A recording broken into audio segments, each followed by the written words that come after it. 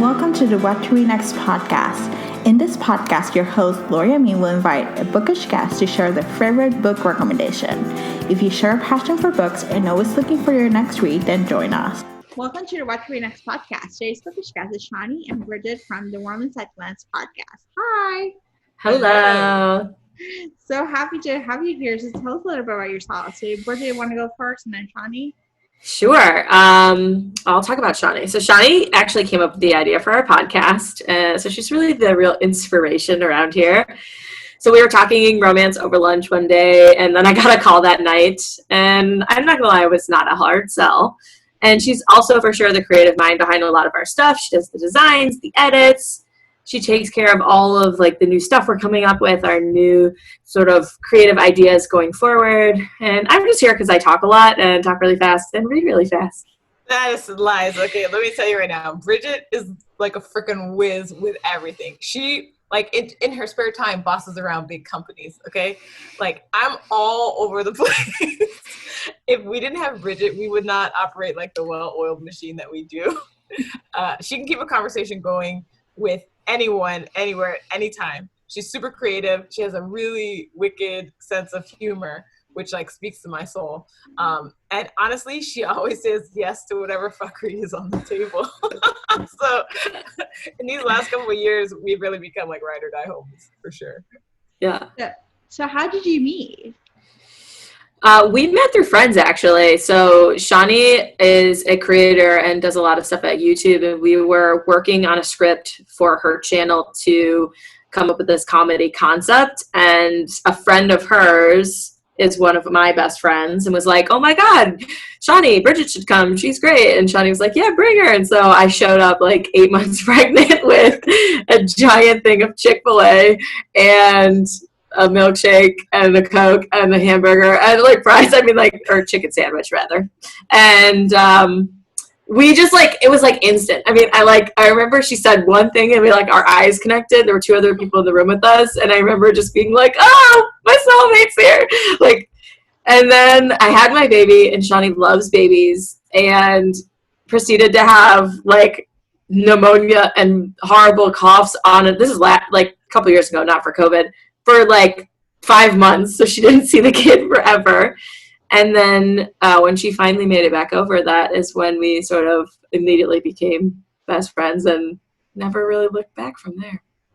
You know, it's interesting that you say that, Bridget, because like I definitely really remember meeting you, and you said something that was super practical. My brain's super practical, and her brain is super practical. She said something super practical, and I was like, we gonna be. I know. Oh, so good. I love it. So let's talk about your podcast. Tell us all about it. Tell us what is the podcast about and what inspired you to get started. Absolutely. So on Romance at a Glance, we celebrate and review all genres of romance novels. And we've been really working hard on breaking them up into seasons or ideas. So we just finished season 3, which was 10 contemporary romance novels. And before that was season 2, The Black Dagger Brotherhood, which we both are huge fans of. And then we did season 1, which I quite honestly did not have a theme because it was our first season. And it was kind of a mashup of like, we want to do a romance podcast. So some of our favorite authors, some new books. We had gone to a panel. So we did some new authors we met on a panel. And we're about to get into season 4, which is historicals, which is like my thing, you know? So I'm so excited for this. And Bridget has really given me like leeway. She's like, look, this is your season, Shani. Carte blanche. You like, do you, Shani. Do what you want, you know? And so she's been really supportive of my habit. I love it. So, yeah, go ahead.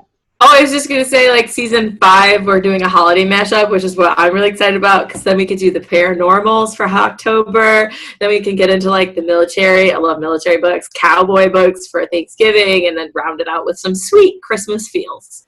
It's funny because, like, our podcast, I don't know what we were thinking it was going to be when we started, but, like, it's hella fun to do it. We get into like the most nitty gritty of real life romance and relationship and sex, like, and we just crack each other up. Like, I think we just sit there and laugh so much while we do it. And I don't know that we intended initially for us to talk about romance and for us to immediately relate it to like real life. Mm-hmm. And also spontaneous singing. funny anecdotes.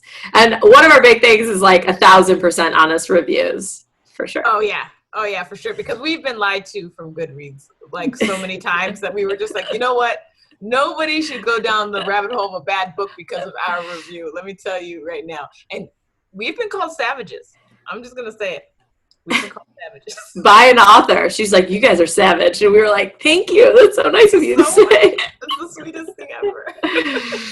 You know, we also wanted to try out new authors, experience new authors, indie authors especially, different pairings of characters that actually reflect the world that we live in, different genres, different tropes, and really expand our reading landscape, not just kind of stick to what's put in front of us. Yeah, like going along with that, trying to expose people to maybe books they wouldn't have looked at or authors they wouldn't have looked at, and just break sort of that cycle of only certain books getting exposure, and also warn them away from books that aren't good, because I think that, you know, in our past season, we had a couple books that people were like, this is a 5-star book. This is a 5-star book. You have to read it. And we read it and we were like, this book is terrible. How dare you do this to us?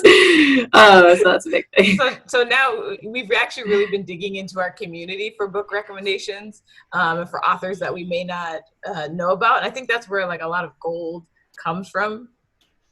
Yeah, for sure. It doesn't always work out, but we've discovered some gems. So which hidden gems have you discovered? Well, in our first season, we got really lucky. So we went to a panel in LA and happened to meet Scarlett Peckham. She's amazing. Like she was an indie author. So we read The Duke I Tempted and The Earl I Ruined in season 1. And I mean, historical meets kink. We were going to tell you this is one of our recommendations later, but like it was such a perfect example of like, we probably never would have stumbled upon her if it wasn't for this panel. And we were like, well, everyone should read that book because it's just a great book. I mean, 5 stars all around, start to finish, no parts where we were like, this book, ooh, this is iffy. Like, it was just great. So that was like one where we just, I mean, got lucky, I think. Yeah, I think so too. We got lucky. So what do you hope your listeners get from listening to your show? You know, I hope that they really get, like we said, honest reviews, but they get like some real world application of what's in romance. Because it can be really great and it also can be problematic. Mm-hmm. Yeah. I think that like I want everybody to always come to our podcast and think like, oh, these are like my sisters. These are my best friends giving me the best advice ever. And it's funny because it really is all inspired by the stories. We hear things that happen in the story and we're like, oh my gosh, that sounds so sexy in a story. But in real life, guys, we want you to know that this is not acceptable behavior. Like, yeah, like in real life, there needs to be lube if you're doing anal. Like, that's a fact. And you read it in books all the time and there's no preparation. It's like, we're in books, like, that's fine, all well and good in a book. But like in real life, we want you to know that that is a process, that is a conversation.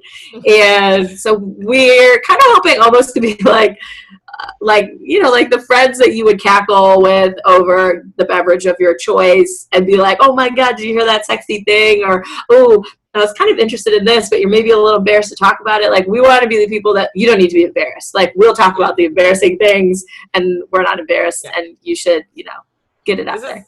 This is like the podcast I wish I had, like when I was in high school, when I was reading romance, because I actually believed when I read romance, like, oh, this is how you had sex and this is how you dealt with relationships, because I had zero sexual education and my parents do not display affection in front of us.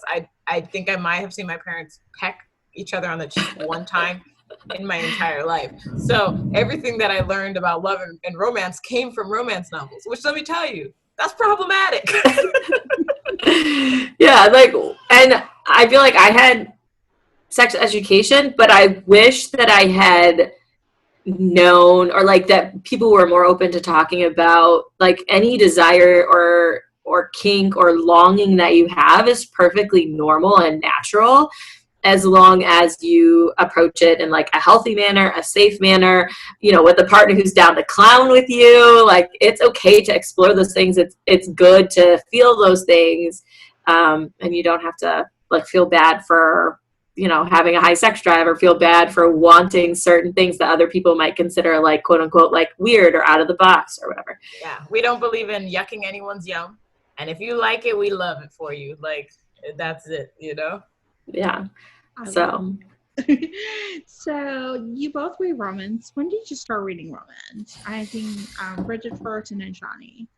I started in high school with Tara Jansen and Suzanne Brockman. My sister was reading and handed a book over and was like, "You're going to like this." And then I read the entire series. This is a theme in my life. Someone will hand me one book and then I'll read like every book that author has ever published. So I read all of their books and I was sold. I was into it. That is so true, Bridget, because we might talk about one author and then like a day goes by and Bridget's like, "So I read the entire series." And I'm like, "Wait, what? When? How?" I know, it's like, I have 2 children under 2. When am I reading all these books? I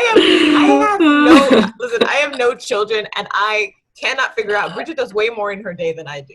And I can't figure out how, because she definitely has 2 children and a whole husband. You know what I'm saying? I do have not a half husband, I got a whole one. He needs all the love.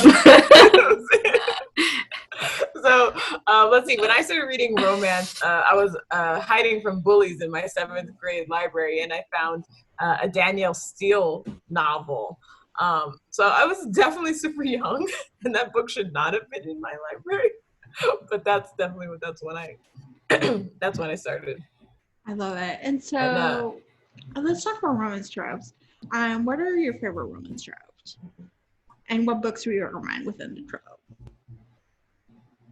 Ooh, okay, romance tropes. Well, mating bond in paranormal is probably Bridget and I's number 1 trope. We eat that shit up Love like catnip. Catnip. I will read any book that has a mating bond for the following reasons. Anything that is problematic about a human man doing something, there's a mating bond, I'm like, well, I can just ignore all of this chauvinistic shit that I wouldn't accept in a human. I can ignore like kidnapping. I can ignore basically anything. As long as it's like, well, it's the other half of her soul. She's got to be with him for her to be happy too. Soul. I'm so sold on it. It just like immediately allows me to separate reality and just go purely into like, I don't have to be worried about anything or concerned, because everything will be okay because they're mated together. It's fate. They have to be together. That's it. That's it for me. For me, like that primal element. So like I came out on our podcast as a kinky person, and one of the things that's in my kink is like primal play. And so it's like an energy play. It's an animalistic energy play. So in mating bonds, that's all you get, that all day. That's just like, it hits you like in your lizard brain, somewhere where you like, you're just like, must have this now, or whatever.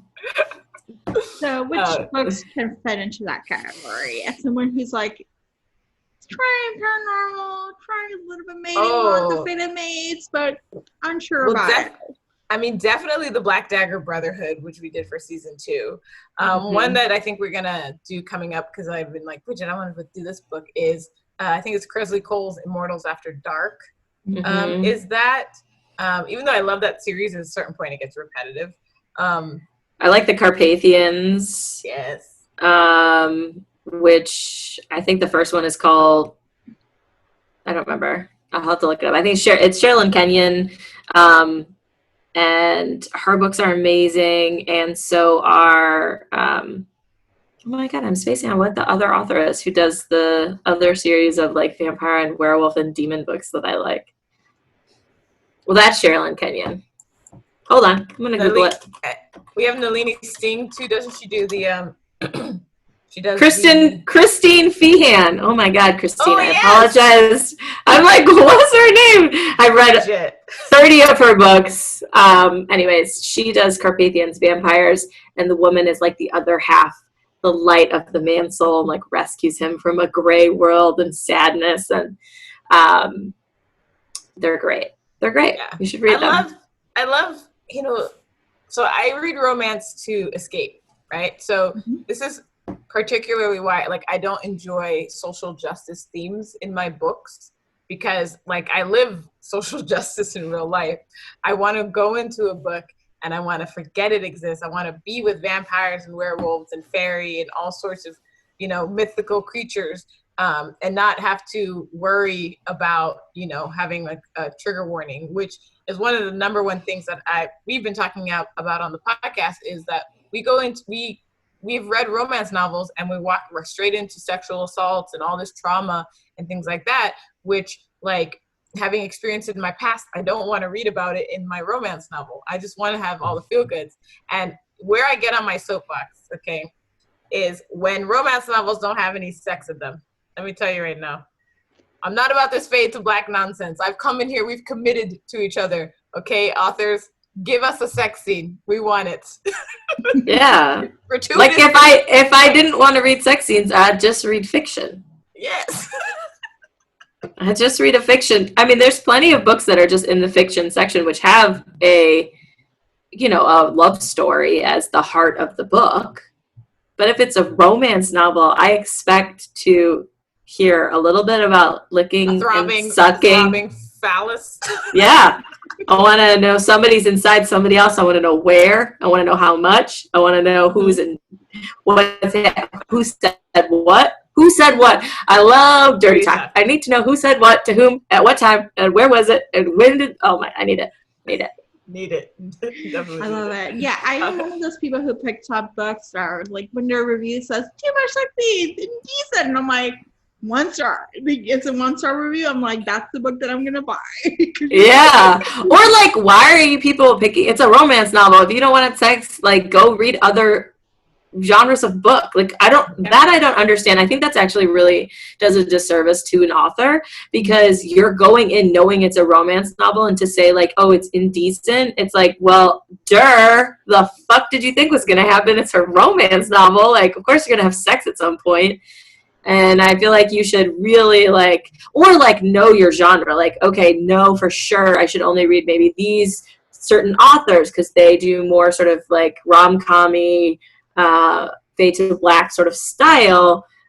I don't know. I think that's rude. I think that would be like me going and reading like a historical biography and being like, it was 800 pages about someone I didn't care about, 1 star. What? Yeah. It's so weird because I remember getting, when I was much younger, the books kept escalating in sex for me. So I read Danielle Steele, and I'm looking back, it wasn't that steamy, whatever.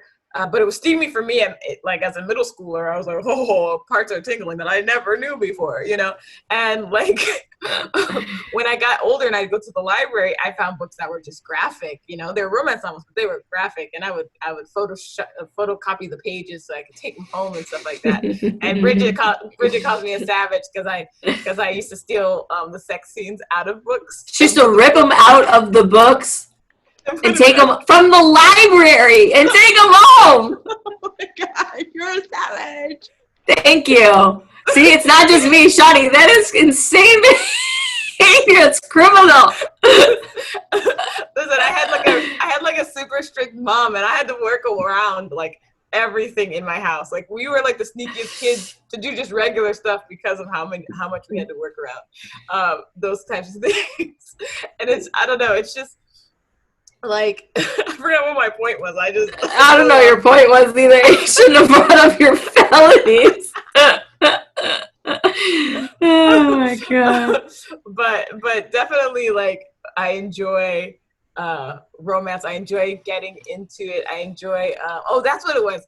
I remember taking home a Debbie Macomber book in high school, and realizing that there was like no sex in this book. It was very like gentle romance, and I remember throwing this book across the room to the other wall. I was like, what is this bullshit? but if you don't want to read sex and romance, I mean, there's all those religious romance books too, that they're not religious in nature, actually.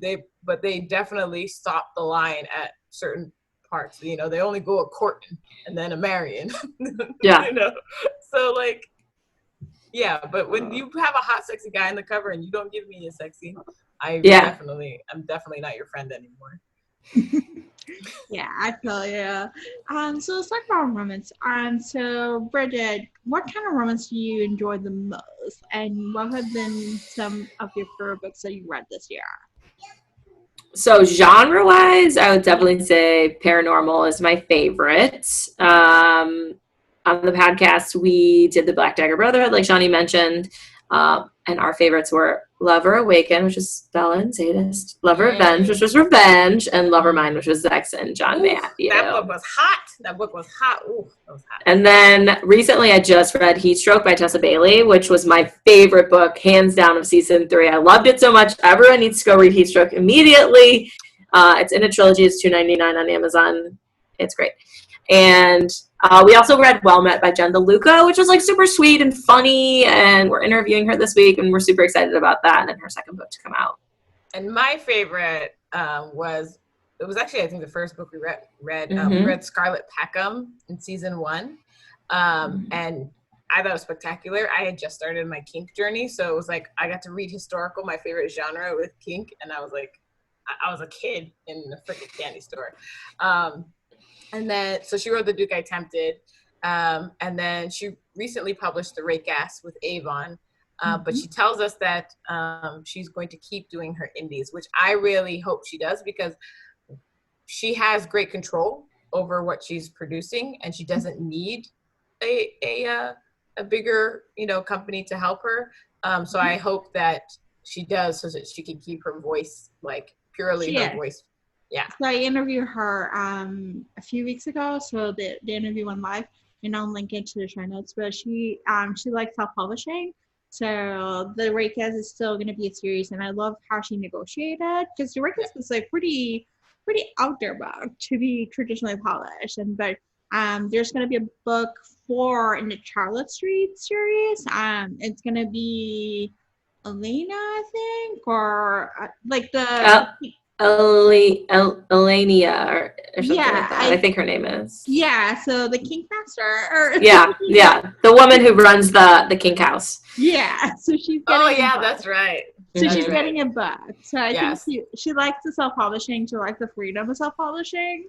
So I think she's just going to be a hybrid, author, which is great. So I think I love it. I think it's the best way to go.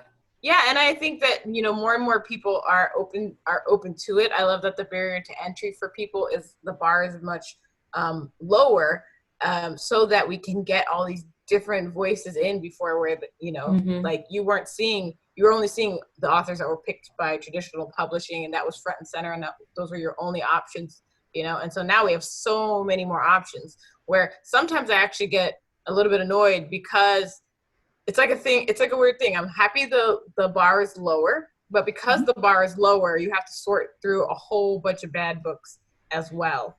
And I think readers are reading much more bad books. They're reading, I don't know if that was a good sentence I just put together there, but and so their expectations are actually lower. So when a book gets 5 stars on Goodreads and we read it and we're like, this is definitely like a 1, like a hard 1, but we have to remember that readers are at different points in their reading journey.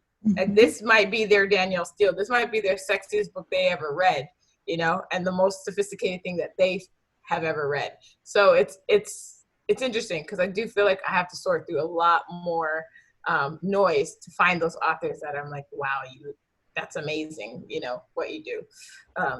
Also to your question about like what trope, what books I like.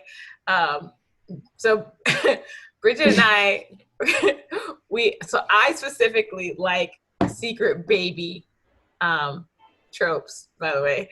However, with a caveat, right? So if there's a secret baby, then it's a second chance romance. But Bridget and I don't like second chance romance. I only like them if there's a secret baby. There better be a secret baby. Oh, and we love menage, right? So like Bridget and I are Bridget loves love triangles. I don't. However, I just say include everybody. It's a throuple. We're having a menage, and look, everybody's happy. That's what I'm saying. I love thruples. First of all, I love the word. Secondly, I just like when it's done really well and each part of the thruple has its own thruple. I was gonna say triad, but then I tried to say thruple and it all went together. Like I love when they each have a really well defined and different relationship to each other. So it's like they work sort of individually, but then they also work as a group. I think like when it's done really well, we read Pink Slip and I loved it so much. Shawnee was a little more iffy, but she also did not listen to it like she normally does. She had to read it. So I think that lowered her review by at least a star. Anyways, I think it's a fun one. Yeah. Bridget's referring to the fact that I can no longer read physical books. Like something I've been listening to audiobooks for so long, and also like I have astigmatism in my eyes, and I think my eyes have just gotten worse over the years of not reading, so I have a hard time tracking. And so every time we pick a book that's a physical thing that I have to read on Kindle or something like that, it's just so difficult. I have to read and reread and reread and go back and try to read again in order to like consume what's happening. So I don't get the free flow of a story per se like I would if I were just to listen to it. So that was a new development that I didn't know was a thing. So speaking of audiobooks, what have been some of your favorite ones you listened to this year? Ooh, every book I've listened to minus 2, I think, was an audiobook. I will say that I just read The Duke and I for the Bridgerton series. I just finished that. We're going to do a review on that for our historical season. And the narrator, since I've actually listened to this book before, but it was in 2016, the last time I did, like the sweet, sweet sound of that narrator telling that story was so reminiscent, like for me, that I was just like, oh, hello, friends. Like a warm blanket and comfort food all wrapped together. Yeah, you forget that it's the same thing with like Stephen Fry for the Harry Potter series. When you hear his voice, he's so good and he's telling you a story that you love to hear, that you don't realize that your brain marks that voice as just a comfort. And so that was actually a pleasant surprise when his voice came on and I was like, oh, hello, nice to hear you again, or whatnot. So that's definitely a good one. Off the top of my head, I can't really think about who I really love. I did love the narrator for Sonali Dev's Recipe for Persuasion. That was a great narrator. I don't remember her name off the top of my head, but I rarely remember anyone's name. But yeah, there's been quite a few. There have been quite a few bad ones that I came to do the podcast with Bridget, and I was like, look, I think I didn't like this book because the narrator was terrible. And I wasn't the only one, because when I looked at the reviews, they were like, what happened? Why did he read the women like they were some weird... Yeah, the Unhoneymooners is one of those. The Unhoneymooners by Christina Lauren. I liked that book. And Shawnee came in and was like, yeah, but he was such a bro. And I was like, who was? She's like, the main guy. And I was like, no, he wasn't. She's like, yes, he was. And I was like, what book did you read? And it turned out that the delivery of the narrator made him sound like all of his lines sound very bro-y and very like not very like warm. He sounded like a douche, yeah. And not very warm, but when you read him, he's very warm and he's like and it's like his brother who's the bad guy and sort of that douchey bro character. So it was very interesting because she was like, oh yeah, that's not at all the book I read then, because it's completely like with someone else's inflection. So that's one where definitely you should read it. Do not listen to The Honeymooners.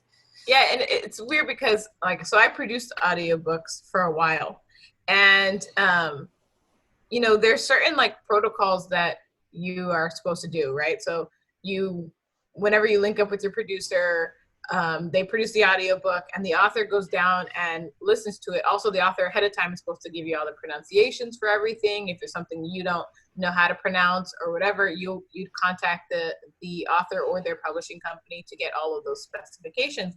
But I realized over time that the more I froze? Hold on. We can hear you. Okay, everything froze for a minute for me. But I realized over time that the authors or nobody was actually quality control checking the work, and so things were slipping through that shouldn't slip through. And so I'm kind of wondering, like, are these authors listening to the narrator, or are they only listening to a sample and then trusting for the best? I think they're trusting because they don't get because they're not producing it. So they don't, a lot of times they just get because the authors that we talked to have said that they just get here are the 4 options, and they choose the one they like the best. And then a lot of times they don't even get, told that there's an audiobook until they get sent, here's the audiobook, and it's finished. So even if they did want to change something, it's too late. Which you probably could negotiate into your contract if you had like the wherewithal to think about it and the clout to demand it. But I feel like at the beginning, when you're negotiating your contracts, most authors probably don't have that. Some of those older authors, they said that they had it written into their contract that there might be an audio, but it wasn't like an expected thing. And now that audio has been a thing, their older books are just made into audio, and they don't really have much of a say in it because they don't own the rights necessarily for that. This is so interesting. I love talking about audiobooks. It's something that I'm like curious about it, and just like as I explore more and more, like it makes a difference. So, do you ever listen to audiobooks? I do. I actually had jobs where I had menial tasks, and so it allowed me to listen to an audiobook and just kind of like just getting through the tasks. And so I just finished our contract, and I mainly listened to audiobooks. So I was listening to the Virgin River series. Because it was like, it's an escape, and it was just easy to read, and it was just easy to get lost, like allow me to just be part of, Nice. But it was one of those series where it's like, I can miss certain things and be okay with it. I think that's my issue with audiobooks. It's like, sometimes my attention span is like, I'm over somewhere else, and I'm like, oh, hold on, I'm missing something. So I think though that, like, I know exactly what you're talking about, because like, I'll listen to an audiobook while I'm editing or while I'm doing something else. And then I'll be like, what just happened in the last 3 minutes? But the same thing happens when you're reading a physical book. Mm-hmm. Like, you end up scanning a lot of, what's going on. That's why I think authors need to write way less description of the world in their book, because as soon as they go into description mode, my brain goes, oh, I can check out now. Yeah, sometimes I just read dialogue, and I'm like, dialogue, and then just kind of like skip it over. So. Yeah, or just action. It doesn't even need to be dialogue. It's just, I want to be reading about actions that are happening, not necessarily the description of what the grass looks like. Mm-hmm. Yeah, you can read J.R.R. Tolkien if you want a description of grass. You don't need romance novels for that. Yeah. No. Get me to the meat, man. Get me to the meat. The man meat. That's what I'm saying, Bridget. You know what I'm saying? So what are some of your most anticipated new releases for 2020?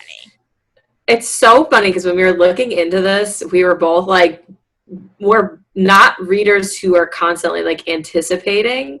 I mean, I read so many books a year that I am not like, oh, I can't wait until September because XYZ book. There are a very few authors, and they're more so in like the fantasy world where I feel like that, because like the world building, I like want to go back into that world per se. But we did think about it and look it up. And so one of mine is Take a Hint, Danny Brown. I just finished Get a Life, Chloe Brown, and I loved it so much. So I'm excited for that one. We were recommended Daring in the Duke by Christina Lauren, and I think also Sonali told us to read that one as well. So that one I'm looking forward to. It's a historical. Yeah, and In the Holidays just sounds super cute. So I'll be reading that one when it comes out as well. It's like Bridget Did said, you like, read it already? I did. I read it Is already. Yeah, I'm gonna read Christina Lauren, so I got to read it, and it's cute. It's a Christina Lauren, Yeah. Yeah. like it's Uh, cute. It's Okay, a good. holiday season, family time. It's just really cute.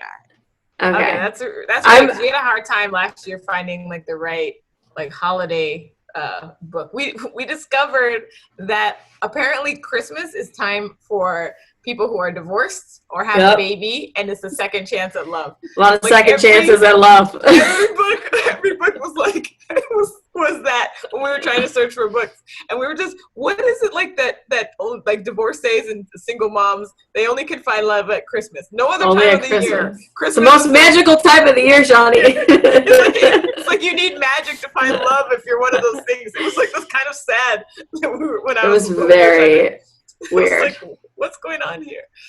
But like Bridget said, like I generally I'm not anticipating books. When I was younger, I would say that I did, because I had time to anticipate a book. I had way more time to read. But outside of the podcast, I produce a lot of music, and Bridget and I produce other content, and we just have more things going on. Bridget has 2 kids. It's hard to anticipate books, to me, I think, when you just have other stuff to do. And I'm so far behind in the books that I already want to read, that are already out, that I don't need to anticipate it. I can just open my wish list, and I have like 500 books in there just waiting to be read.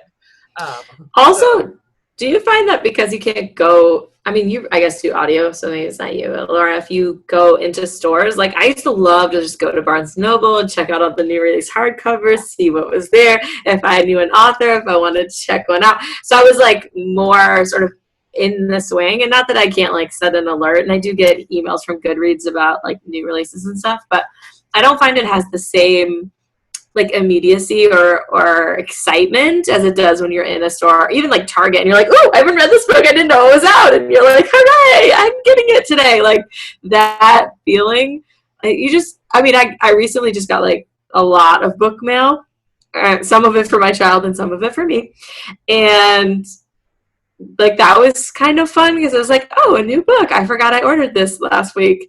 But it's just not the same. It's just like going through a bookstore with like a tower of books in your arms and being like, can you hold these at the front? I'm not finished shopping, thank you. I'm just like wandering the aisles. Like that is my shit. So is a question though, is Barnes & Noble closed? Like every Barnes & Noble that used to be around my parents' house, because I'm quarantined here right now, is gone?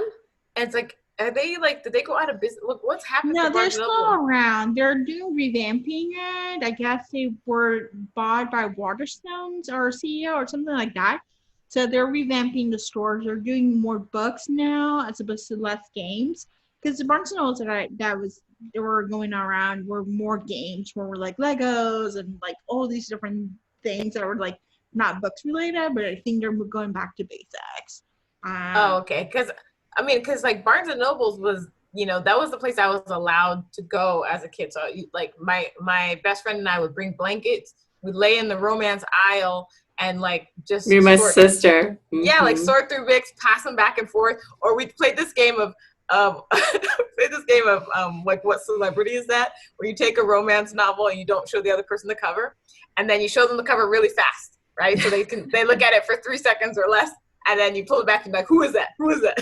It's like, is that? And they're like, Jake Gyllenhaal, and they're like, no, it's Denzel, which that's not a good example, but you get it's Denzel. It's a black man.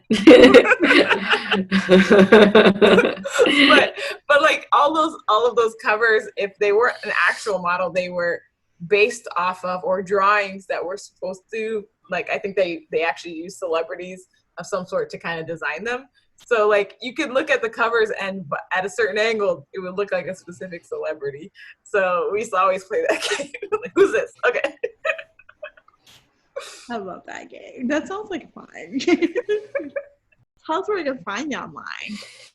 Our website is romanceataglance.com, which has every link that you could ever need to see where we are. It's got podcasts. You can listen to it. You can find us on social. Yeah, and then you can find us on Twitter, romance@glance, because apparently the A made it too many letters, so we couldn't have Romance at a Glance. So Romance at Glance on Twitter. And then on Instagram, we are Romance at a Glance. And we are always on there. We are always on there talking shit with everybody. We are living our best lives. We're swapping recs and hanging out with all our romance besties. And I love the romance world. I love the book reading world that is out there and the people who are in it.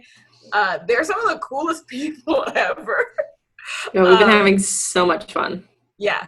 And so I'm almost like, I feel a lot of times like, I wish we had done this sooner because like, we're like, well, we missed our calling and our people, look at all our people. Like, these are our people out here, you know?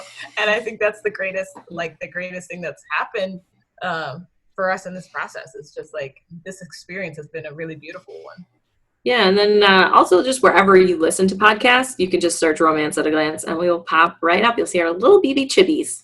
Yeah. Love it. Thank you, Shawnee and Bridget, for the recommendations. Well, thank you for having us on the show. So fun. You popped our cherry. This is our first time being guests together on someone else's podcast. Yes, we're very excited about this. If you enjoyed this podcast, feel free to share with friends, subscribe, or rate and review the show. This is the easiest way to support this podcast. Want to join a romance-loving community? Want weekly book recommendations, monthly author Q&As, and book recommendation meetups? Make new friends? Then join our Patreon community. To sign up, please follow the links in the show notes. What to Read Next podcast is part of the Frolic Podcast Network. Find more podcasts to love on frolic.media/podcast. Thank you so much for listening and have a great day.